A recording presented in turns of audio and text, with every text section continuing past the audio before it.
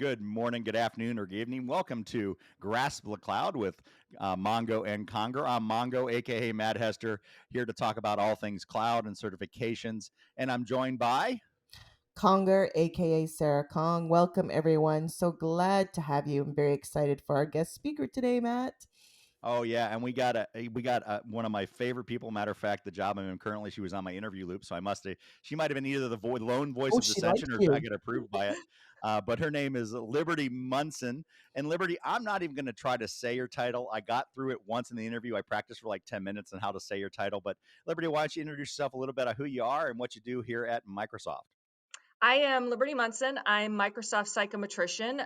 Essentially, that's a really fancy way of saying that I'm responsible for ensuring whatever tool, process, or assessment that we use to evaluate skills is valid and reliable so that at the end of the day, when someone says they're Microsoft certified, they truly have the skills that they need to be successful. Yeah, so I always like to tell people, like, if you get to that question on the exam you don't like, you can say Liberty, and Exactly. and you kind of channel that inner anger. I mean, but you also write a lot on your blog. You talk a lot about exam tips and how to work for it. And so when we talk about these things and we're talking about the recertification process that we're putting into place, have you had a lot of exposure to what we're doing with the recertification process now?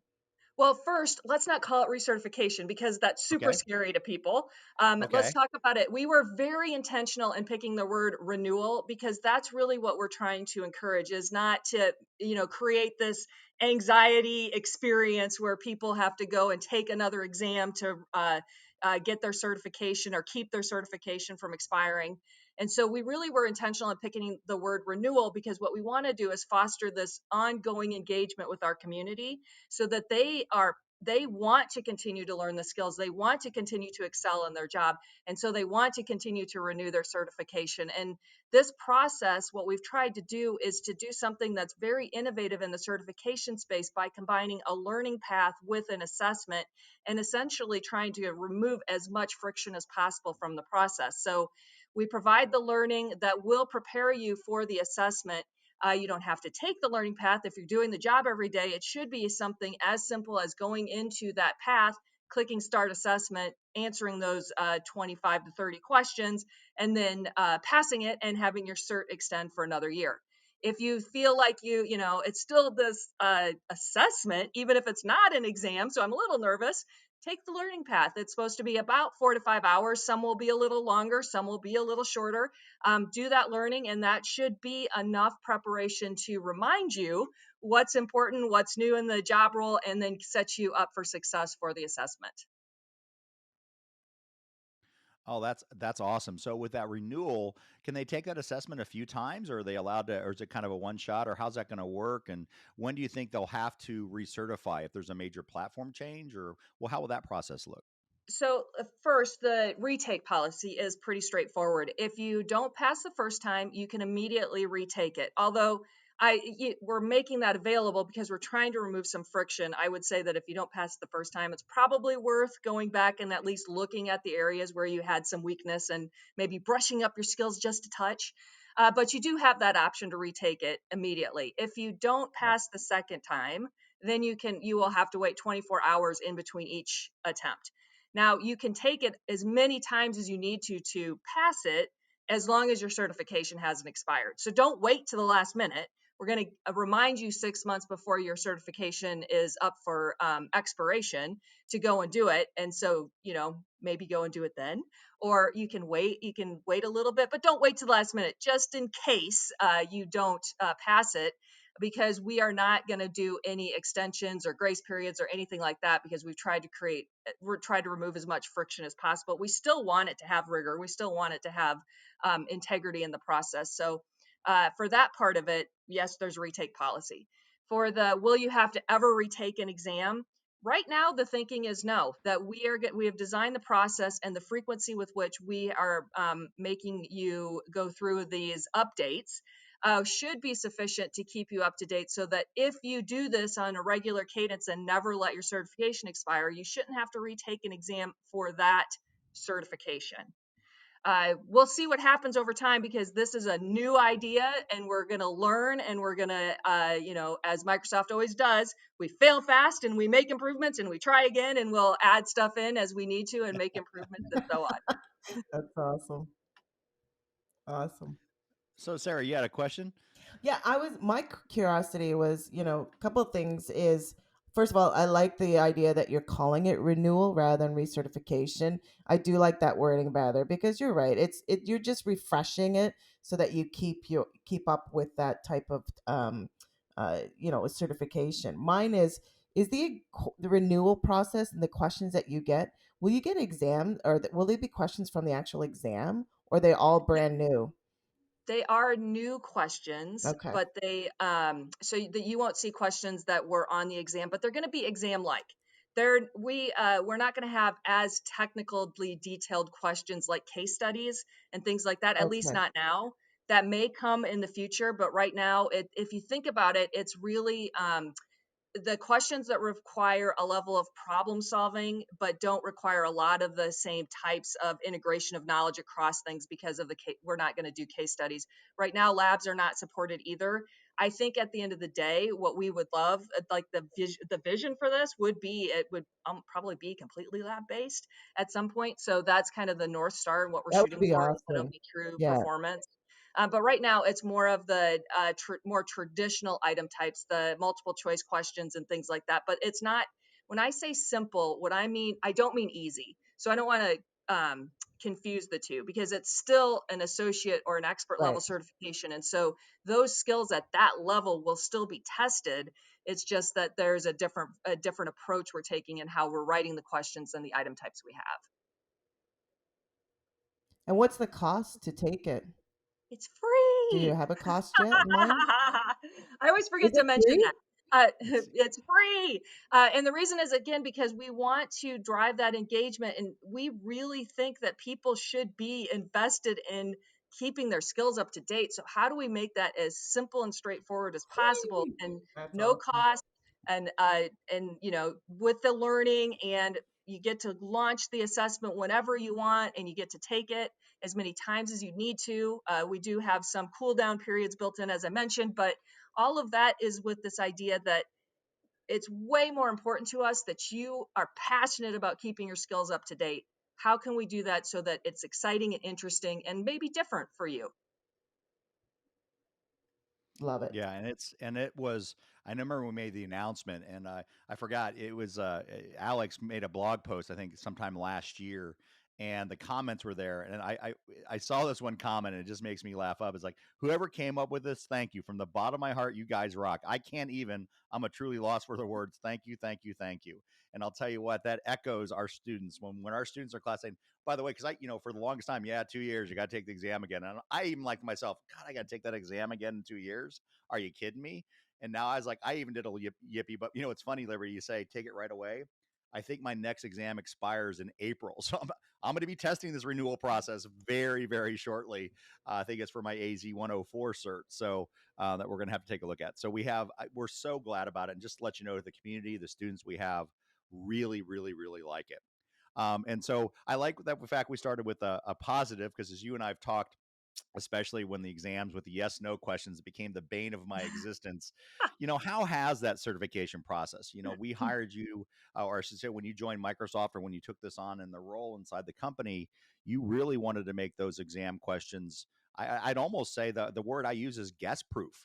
That you can't just guess through the exams anymore. So I remember the old NT35 exams. I didn't have to see NT at all. I could have passed. I remember double negative questions. I remember you had to get all the choices right. So what are some of the things that you're doing in the certifications? Because I'll call our exams fair but hard. Yeah, so I will start with the hard part is that our certifications are very difficult. And so if you pass one, you should just, when you pass, I shouldn't say if, because you will pass. If you have the skills and abilities, you will pass. I'm not designing this to weed out everybody except the most elite. I do want people to earn the certifications, but they are difficult. So you should be proud when you earn a Microsoft certification or you pass one of our exams. It's a big deal. And I would say that we probably have some of the more difficult exams in the IT certification space. That being said, a lot of it has to do with all of the work I've spent over the last 14 years at Microsoft. When I first started, we were just doing multiple choice questions. And so over the course of 15 years, I've really pushed the team to think differently about how we do skills assessment. We started adding more of the interactive and innovative item types, and the yes no questions that I know everybody hates, but they work so well because they remove a lot of the test taking strategies and gaming that people put into their approach. And so I really do know if that solution solves the problem, because you don't get to eliminate answer choices and make say, oh, by odds of elimination, here's what the answer must be. I don't really know it, but I know people hate them, but trust me, they work for me. And I will also, and then we're also up to this point where we're doing labs, right? So we had to remove the labs when COVID hit because everybody was at home, and you have your kids and your partners and everybody's on that bandwidth. And we didn't want to put people through an extremely frustrating situation of trying to run labs with limited bandwidth and an already extremely frustrated world that we were in at that time. But we are slowly starting to add those labs back in with the goal of getting labs into almost all of our certifications over the course of the next year, 18 months. So that is going to be a big game changer. And I don't think people really appreciate from Microsoft what that means. First, we have way more exams than any other IT certification program. And we have a global delivery system. So think about how many people could be taking a Microsoft exam every single day, potentially at the same time doing labs. That's a big deal. I'm super excited that we're getting back to the point where we're going to get the labs back in these exams, because I think that's the next big game changer for our certifications. And will we make some kind of announcement? Because that's a common question we get right now. Because we know, especially when the pandemic hit and COVID hit, that those processes went out. Part of because we were reallocating a truckload of resources to first responders as a company. But a question we get in all the classes: Hey, Matt, does our exam have labs? And I'm like, I don't know for certain. Prepare like there might be, but I've been told by students that just took the exam last week there were no labs in them. Do we make an announcement when the labs will show back up, or the performance-based testing, as we like to call it? We don't. And so first, your advice, perfect. If you assume that an exam is going to have labs, and you think that's going to change the way you prepare, think that, because it can only help you. Our exams require experience. If you think there's labs and it's going to force you to go get that experience, that's only going to work out in your favor at the end of the day. The reason we don't make a broad announcement, other than to let people know that we're doing it, that we're adding labs to exams, and that all of our role-based exams will have labs at some point, is that it can literally change from one candidate to the next with Azure outages. So we're getting to a point where we have a system that will recognize when a lab can be successfully delivered in your situation and when it couldn't be. So you could be taking an exam in a test center and you have a lab, and then Azure goes out and the person next to you is taking the same exam and they don't have a lab. So, and it's because we need to have that agility and that ability to be dynamic to respond to what the environment is for a candidate, or Azure outages, or whatever the case may be that may prevent us from delivering a lab for a particular candidate. So the challenge with this is that I don't want to tell people there's going to be labs, because when people go and sit and take the exam and then they don't have a lab for some reason, we get escalations. So my position is, assume there's going to be a lab. Go into it thinking there's going to be a lab. When you go and launch the exam, you will get some instructions at the very beginning, and that will tell you if there are in fact labs. And if there's not, there's an outage, or you don't have the bandwidth, or whatever, but there's something about your situation that is making it difficult for us to think that a lab is going to work successfully for you. So that's the best approach, is just make sure you read the introduction when you start, prepare as if there is one, and you'll be good to go. Yeah, and I really like the labs because, the multiple choice, and as you and I joke about the yes no questions, I don't always know, but I know if I'm in the portal, I can figure it out pretty quick. So, because I know where that stuff is and I know where to go. Oh, that's the checkbox. I can't remember the name of it for the multiple choice question, but I sure heck remember how to do those things. And that's going to definitely really vocalize that. So, what's been some of the feedback you've gotten? I like the labs. I miss them. I miss having them in there. what's some feedback you've gotten about the labs in general, or just in our exam process in general, that you've gotten from learners, good, bad, or ugly? So all of the above. When it comes to exams, what I like to say is when it comes to exams, you have to have a thick skin, right? And sometimes I think that people overreact because somebody had a bad experience, but I think you need to kind of take that in the grander scheme of the overall program. But when it comes to labs, people love them. There are people who have had difficulties with them, and in those cases, you can imagine it's extremely frustrating because it's an exam and something happened during the lab and it just wasn't a great experience. What we've tried to do, as I've mentioned, is we're building more and more capabilities to be able to predict when that is, like, when you're not going to have a great lab experience, and then not put you through it. And we're also, if something happens, like you could be in the middle of the lab and something happens, right? We have no control over that. Like, you're in the middle of a lab and Azure just goes out. So what happens? We're building in processes so that if that happens to you, your exam will still be scored. We will adjust the cut score, and if you pass, you pass. So the result you get at the end of that is, there are some instances where there might be some things where I have to look at the scores and I'll override whatever the result was that you received. But 99% of the time, you walk away, even with a technical issue, that score will reflect what you were able to accomplish, despite that technical issue, with an adjustment to the cut score accordingly. We're making as many changes as we possibly can to ensure that the lab experience in particular is good, and only delivering it when it can be good to candidates, because when it is good, candidates love it, and they really, really love it. But then you always have the thing about exams that I don't think people realize is there's a very difficult conversation that happens when people think that they were right and they challenge you, and you go and you talk to many subject matter experts, and they're basically saying, no, that person is wrong. So that's you get those kinds of things too, where you get people complaining, and sometimes that catches a lot of people's attention, and the person complaining may not have known what they were talking about, and may have, that's probably by design, that they didn't know, they thought they were right, but they weren't right. And I know, because my exams are really good. I have lots of subject matter experts in here. That's not to say we don't make mistakes, because we do, but there are a lot of SMEs looking at these items and making sure they're as good as they can possibly be. Yeah, and that validation process is really good. And I know Sarah probably has a comment about that.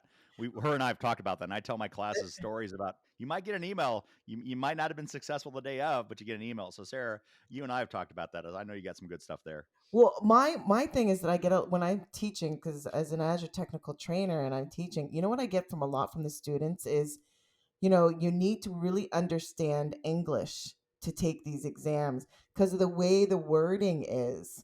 Now, is that on purpose, or, I don't know if you can speak to This that? is this is a tricky question, because we have to write Yeah. the questions in a way that is understandable to people who speak fluent English, and we can make localization super easy. And so we're in a weird place, because some of the requirements to make make localization easy really creates this weird wording structure for English. So I can get why some people would think that you really have to know English, because you have to really understand, in some cases, some of the ways we structure questions to support the localization. So we try to find the right balance between how do we write things that Yeah. in somebody in conversational English, just having a conversation, would expect to see in a question, and make it so that it's easy, it will localize and still make sense, as it were.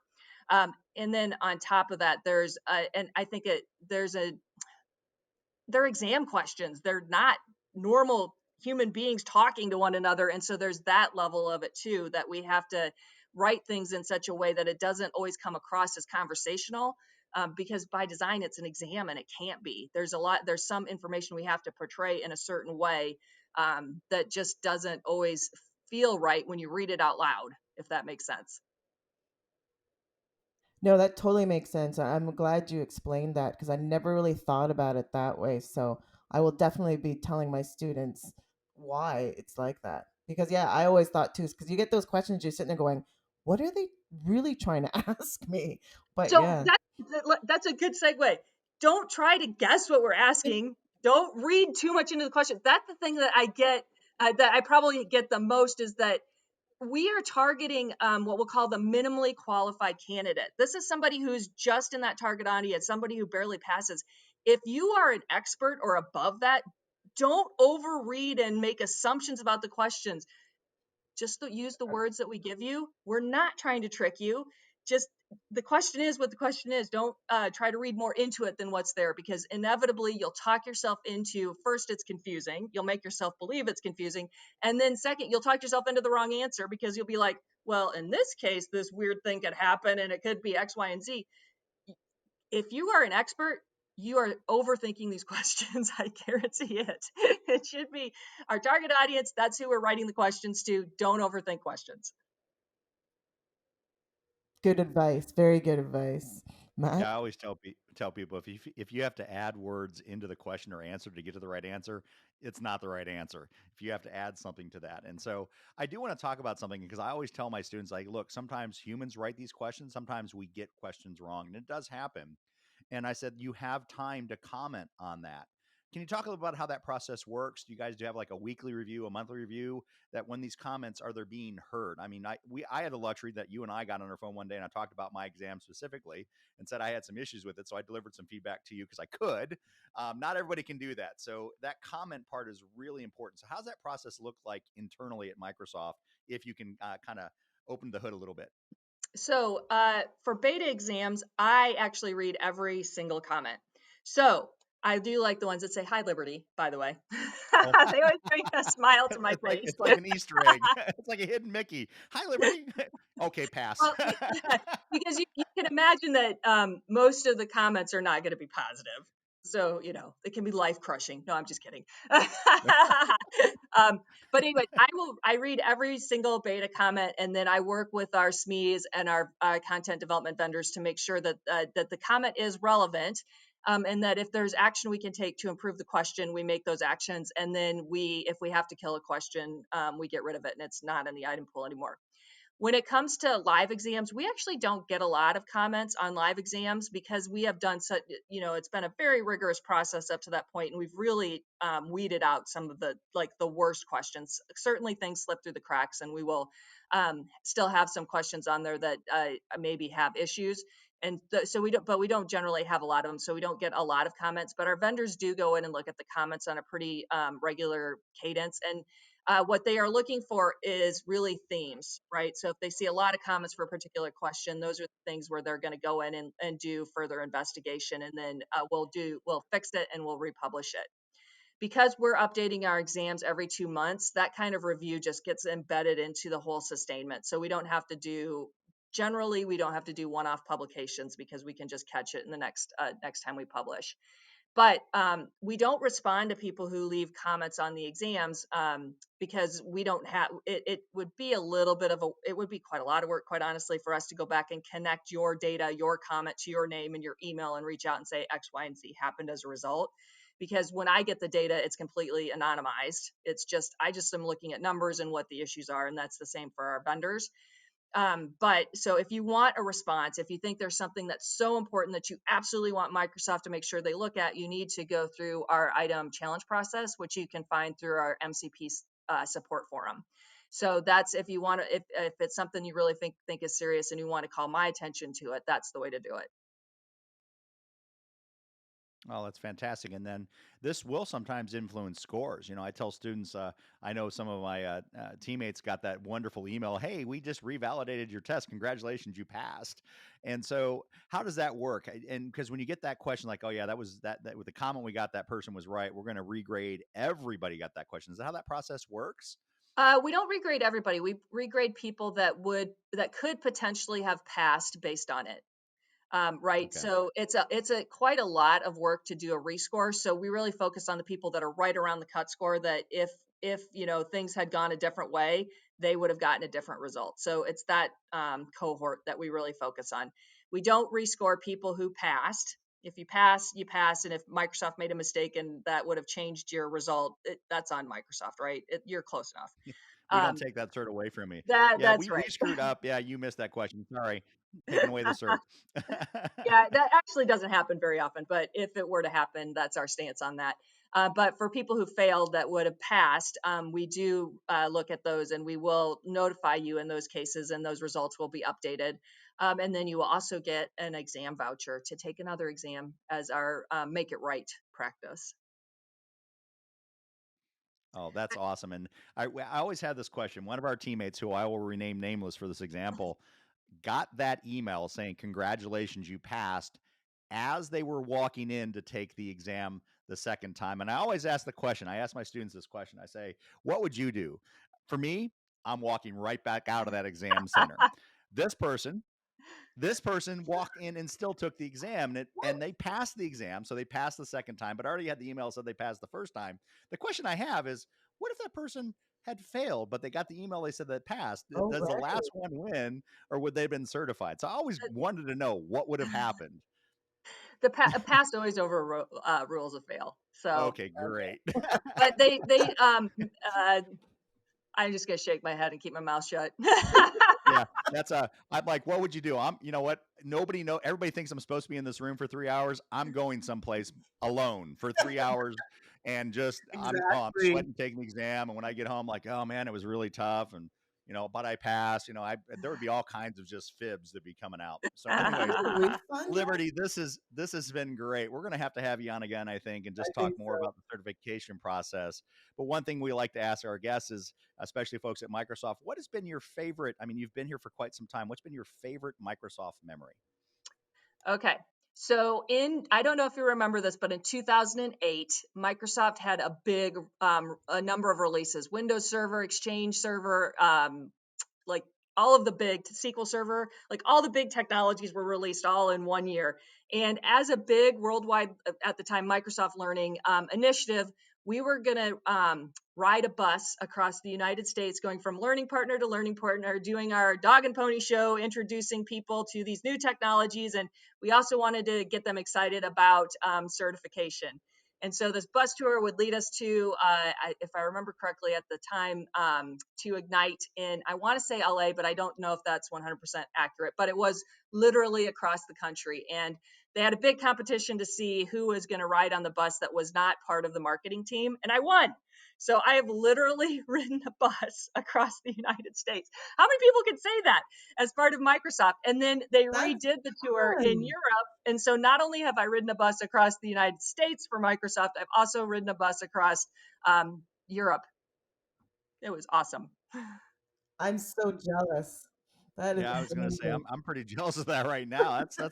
That's awesome. Yeah, I used Well, to be on the Microsoft Across America team where we did a lot of those lunches, and we had the big trucks that go to the movie theaters. So I always saw it was a big truck. I never got to ride a bus, but that's amazing.